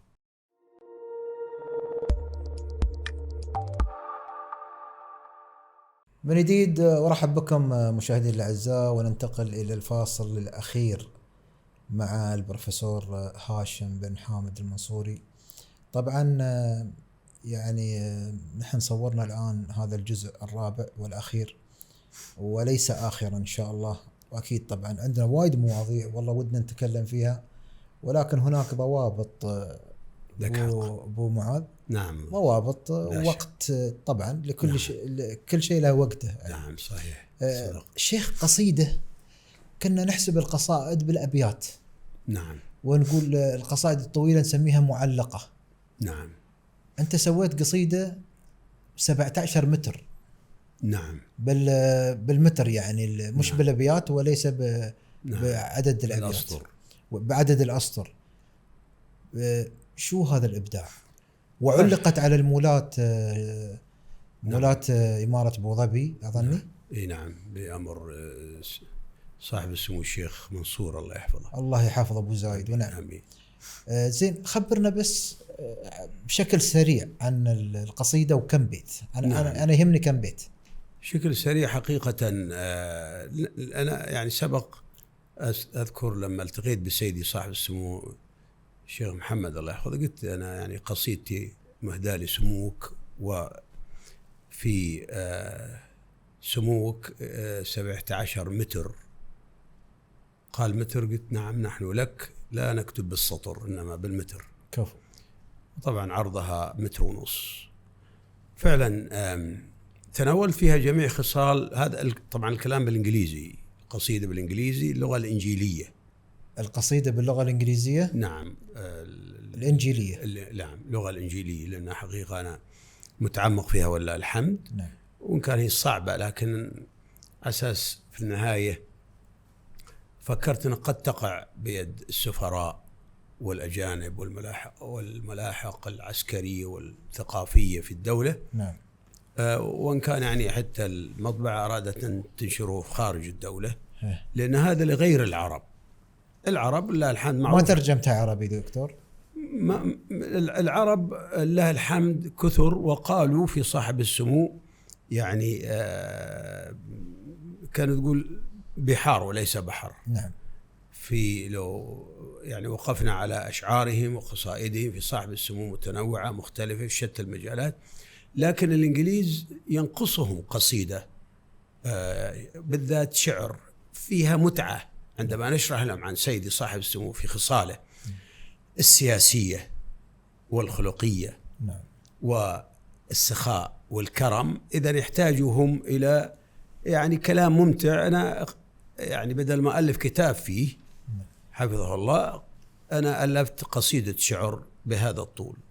لماذا طالت؟ لأن أنا حقيقة تناولت جميع الخصال، بدأتها بكيف هو كان ولي عهد تحقيقي، وارتقى بفضل الله عز وجل سبحان الله بالتدرج والممارسة العملية لكل مستوى مر فيه. إضافة أيضا تكلمت عن خصاله وكرمه ومواجهته لي، حتى وصلت إلى قضية الشهداء وإكرام أسرهم. فيهم طبعا يعني سبحان الله أدخل السرور على الجميع ودعم الجميع ووقف مع الجميع. كان أن قلت اللطيم أو اليتيم أو العجي، الأسر فيها مختلف من هذه الحالات، وقف معهم كل حسب حالته. وكان تقول كل أسرة تقول هو لي وليس لغيري، في كرمه وحضوره وجوده ودعمه ومتابعته، حتى أسس مكاتب لأجلهم. بعد ذلك طبعا أنا تناولت أو قبلها تناولت عن الكورونا، كيف موقفه كان في كورونا. لذلك أنا أعتقد حتى في تحرير الأوطان، في دحض الأحزاب، كله حطيته في قصيدة الشعر التي هي باللغة الإنجليزية الإنجيلية.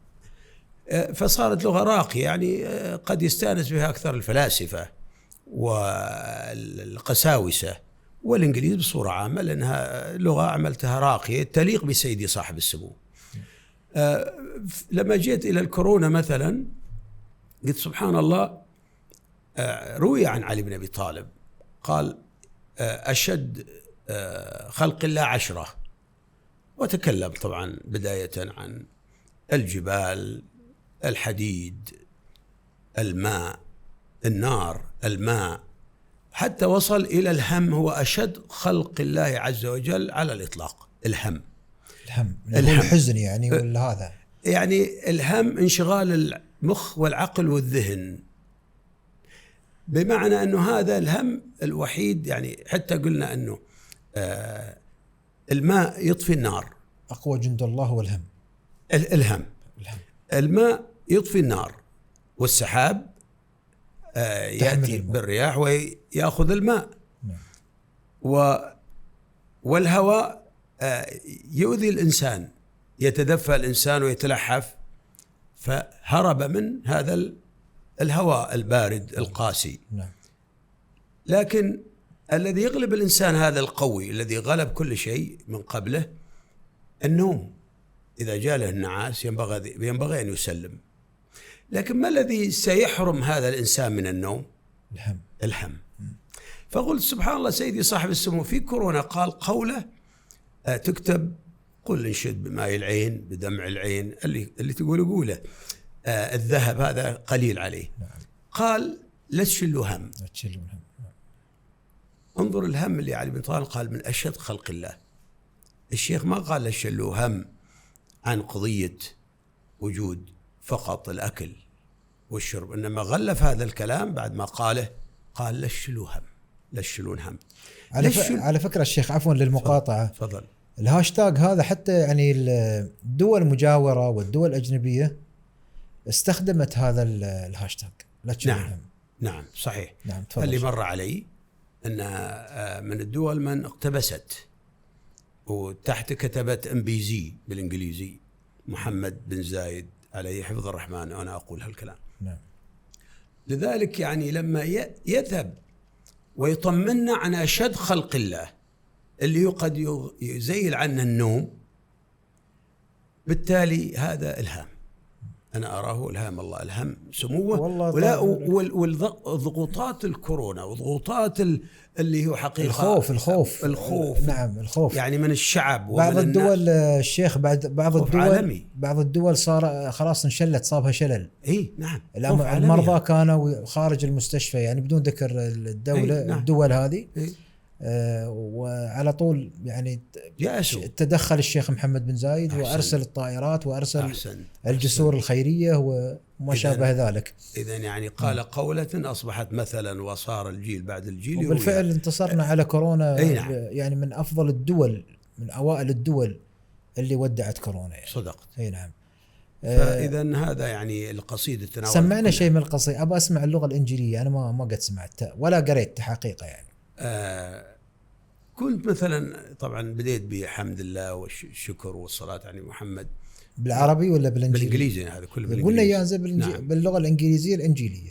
All praises to Allah عز وجل, the most gracious, the most merciful one, and his peace and commendation be upon the prophet who sent to any and everyone. حتى قلت as for the ruling of his highness, ask not but everyone. His highness in his ruling like the father, like the brother, like the son. مثلا بهالمعنى. ترجمة آخر بيتين اللي قلتهم. يعني لا تسألوا عن حكم صاحب السمو فأمامه ترى أبوه وأخيه، وبالتالي لا تسألوا عنه، اسألوا أي واحد يعرفه من هذا المنطلق. بارك الله فيك. بارك الله. بالمعنى السريع. لكن طبعا العمق في وسط الكلام، في وسط الشعر، لأنه نتكلم عن نحن نريد هاي القصيدة وبنخليها طال عمرك في التعليقات في الحلقة، يعني أسفل الحلقة بنخلي الرابط، ونتمنى أبشر. أنك توافينا بالقصيدة هذه. أبشر. وننشرها من خلال بودكاست إنسان. أبشر. نعم. ومن خلال طبعا هني في دولة الإمارات إن شاء الله تنتشر، وحتى لكم حق ولي الفخر يعني عالميا إن شاء الله. لكم حق ولي الفخر. أبو معاذ أنا سعيد جدا باللقاء معك. إن شاء الله يسعدك. حقيقة يعني أنا في كل جزء أي أحصل شخص آخر. هذا من فضل الله. يعني تذكر الحلقة الأولى شو تكلمنا عن الذكاء الاصطناعي. نعم. يعني يوم كان الكمبيوتر قلت لي نص الغرفة ياخذ. نعم كان يعني صحيح. ما حد كان يعرف شيء عن الكمبيوتر وانت رحت ودرست هذا الشيء. نعم. أيضا التقنية الذكية، المدن الذكية.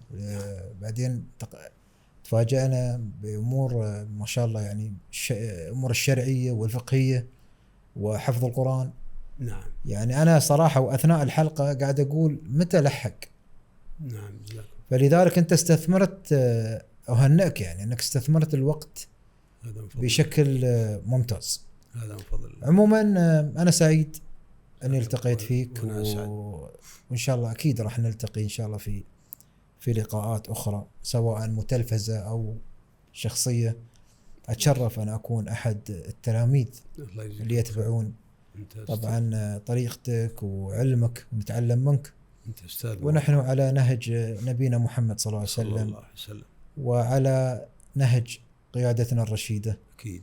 منذ تأسست الدولة اللي أسسها طبعا الشيخ زايد إلى اليوم حبيبنا الشيخ محمد بن زايد الله يطول في عمره. أمين. حكام الإمارات جميعا.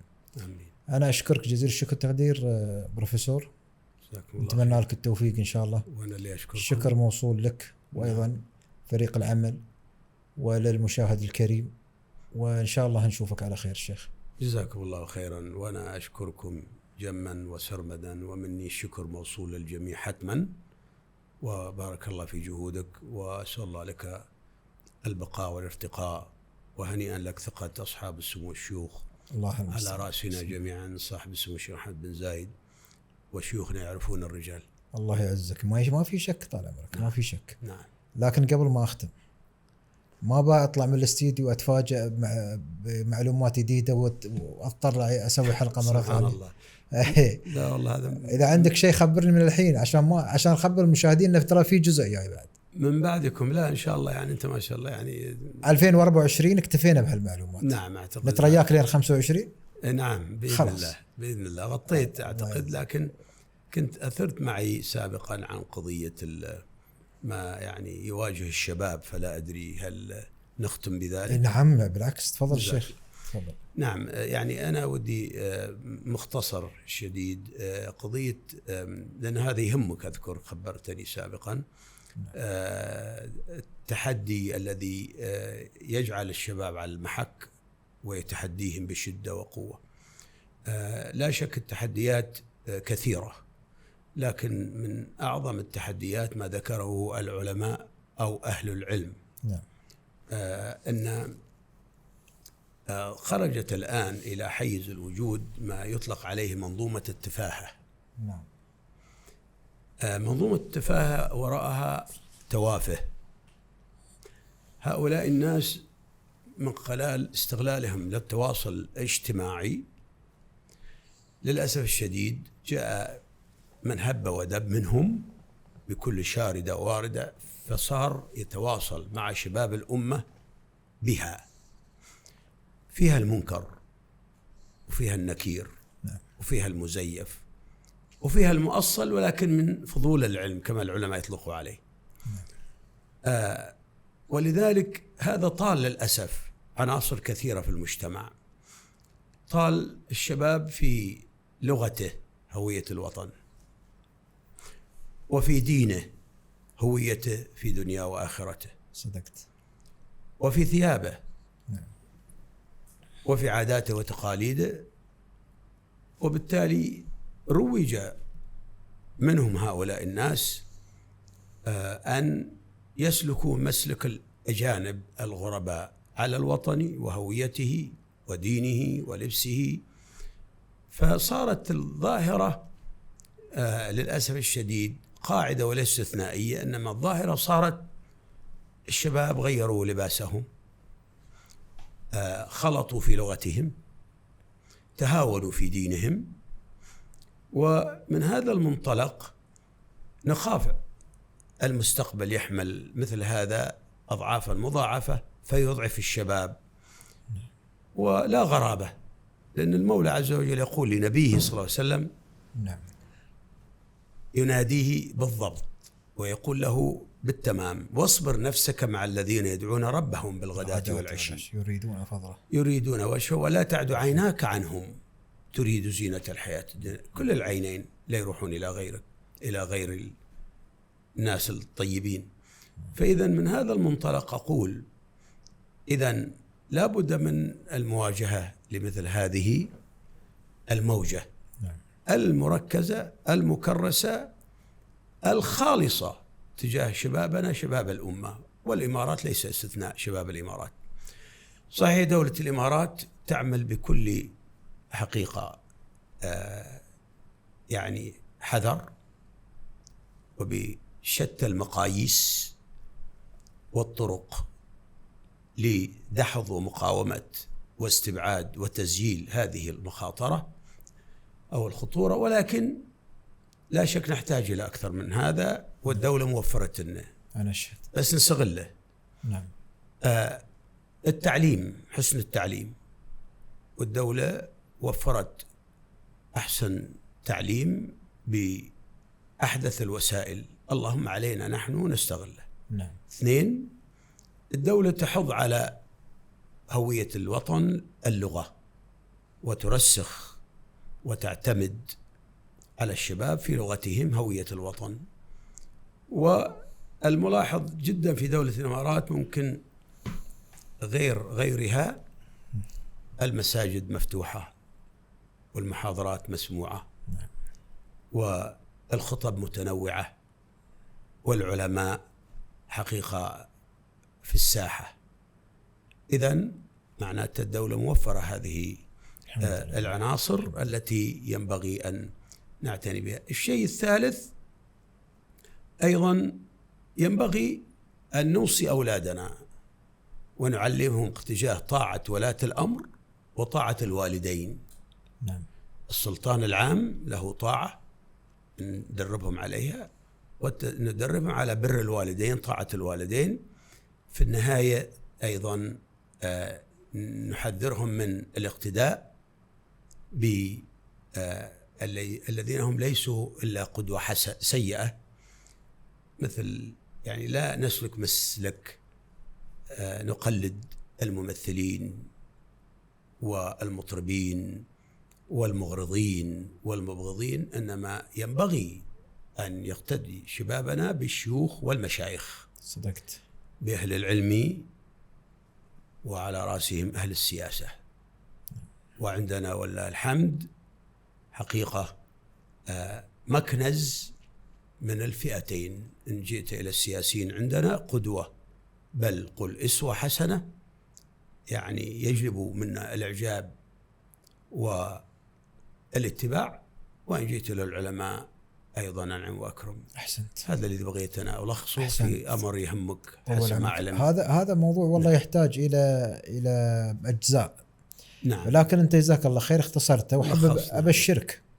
تراه اليوم حتى الأطفال يعني هم يعني مجرد ما يشوفون صورة للشيخ محمد أو فيديو أو كذا، تشوفهم يعني موالاة، عندهم موالاة عجيبة، حب بريء. أذكر واحد من الأخوة طرش لي فيديو بنت عمرها يمكن 6 سنوات، تقول حق أبوها، تقول له اشتريت هدية. قال هل من؟ قالت له الشيخ محمد. قال ايش عفتش على الشيخ محمد؟ كيف توصلين الشيخ محمد؟ سبحان الله. قالت أنا شفته راح بيت ربيعتي، بي عندي أكيد بي عندي. سبحان الله. والله العظيم.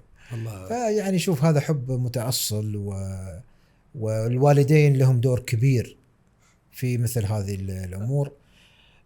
عموما الشيخ هنا أذكر بس طرفة بين عيالي مرة لما جيت. نعم. طبعا اللي يشترونه حقيقة في البطولة الصغيرة يسمونها داغوس، لا أدري وين جتها الاسم، دقوس. فأذكر هم الاثنين تضاربوا عليه، لكن أعتقد البطل هذا ما فيه كثير، فأحد الأولاد يريد أن يستغله لنفسه ولا يعطي أخته. نعم. فقال له هذا يعني ما ينبغي أن تشربين أنت أو تأكلين به. فقالت ليش؟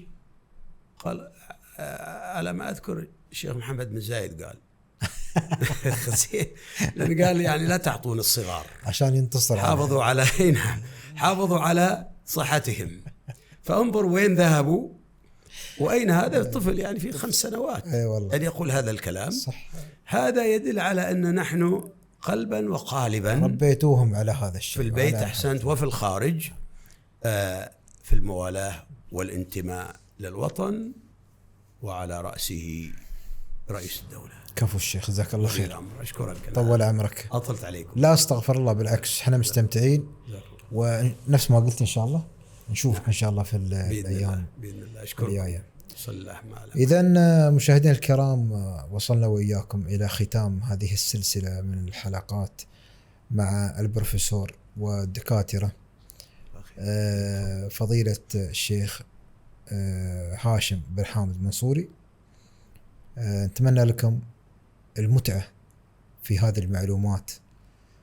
كثير من المواضيع اللي شدتنا أنا شخصيا منها تناسخ الأرواح، هذا موضوع جدا مهم، وكانت مناظرة شرسة مع هارت. نعم. هارت البروفيسور، هو البروفيسور هارت. نعم. فيلسوف الفلاسفة. نعم. وانتصر عليه ابن دولة الإمارات. نلقاكم في مقبل الحلقات إن شاء الله مع ضيوف جدد ومع شخصيات أيضا ثقافية نستفيد منها إن شاء الله أجمعين. آمين. وإلى أن نلقاكم في الحلقة القادمة من بودكاست إنسان. إلى اللقاء.